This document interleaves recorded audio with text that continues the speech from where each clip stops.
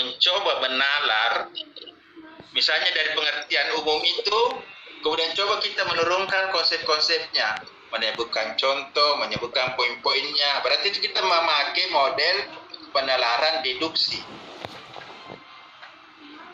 Ya. Nah, ini juga penting ini. Kita pahami, kita kuasai. Katakanlah ini semacam jurus ya, ini jurus dasar ini. Nah, tinggal nanti kita gabung-gabung ini. Yang kedua, kita pakai model penalaran induksi.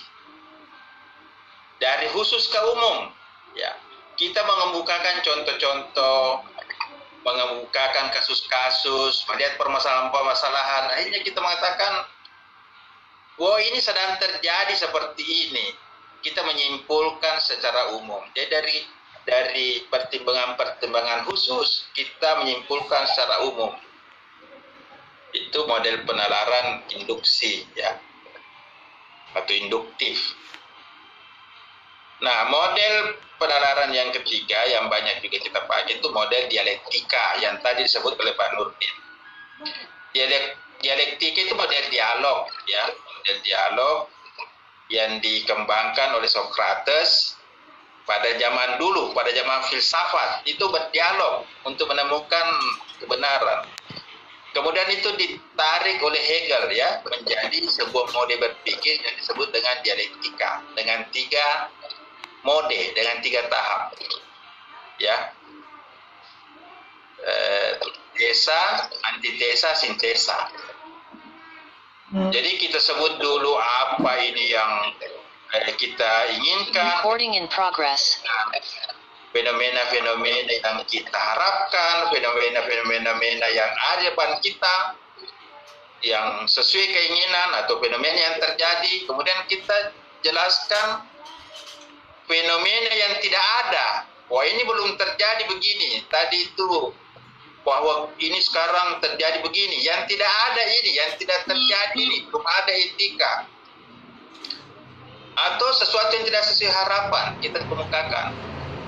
Nah, kemudian kita mencoba mensintesa bahwa kalau ada yang sesuai, yang tidak sesuai, kemudian bagusnya begini. Nah, kita munculkan satu pemikiran baru atau ide-ide yang merupakan jalan tengah atau jalan alternatif dari apa yang ada, apa yang tidak ada, kemudian kita munculkan satu konsep. Nah, ini tadi model Pak Nurdin itu berdialog, dialektika. Dialektika itu berasal dari kata dialog, ya. Jadi memang kita kembangkan itu model-model dialog. Nah, Bapak Ibu, sebenarnya di dalam membuat makalah, di dalam berdiskusi, di dalam melakukan analisis hasil pembahasan, analisis hasil penelitian, kita boleh pakai 3 mode ini. Kita boleh pakai mode ini. Nah, kalau kita melakukan mode ini, maka otomatis itu nanti kita akan menemukan novelty. Karena kalau kita berangkat dari premis-premis mayor, kemudian kita memunculkan premis-premis minor, kemudian konklusi, otomatis kita munculkan konklusi yang berbeda dengan premis mayor. Ya, nah, misalnya model deduksi itu semua manusia akan meninggal. Baco itu adalah manusia. Berarti kesimpulannya Baco adalah manusia. Baco akan meninggal karena Baco adalah manusia. Kalau model induksi, ya itu kita berangkat dari pertimbangan-pertimbangan khusus untuk menarik kesimpulan umum.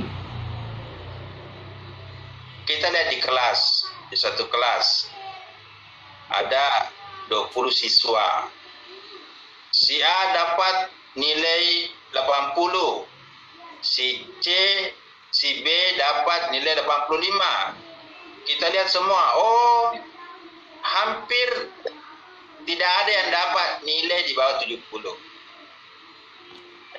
Yang ada itu 75, 80. Sehingga kita mengatakan kelas ini termasuk kelas yang pintar atau dominan.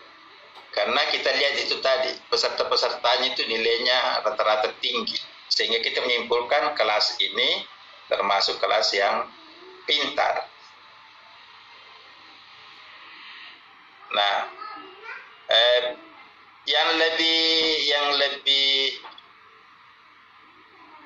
bukan sih lebih sulit ya. Memang lebih memerlukan proses itu model dialektika. Ya, itu yang lebih memerlukan proses karena kita harus paham premis-premis yang positif, kemudian memahami premis-premis negatif, dan kita mengajukan premis-premis alternatif. Nah, terus terang ini yang banyak dipakai oleh S3 untuk menemukan novelty. Ya,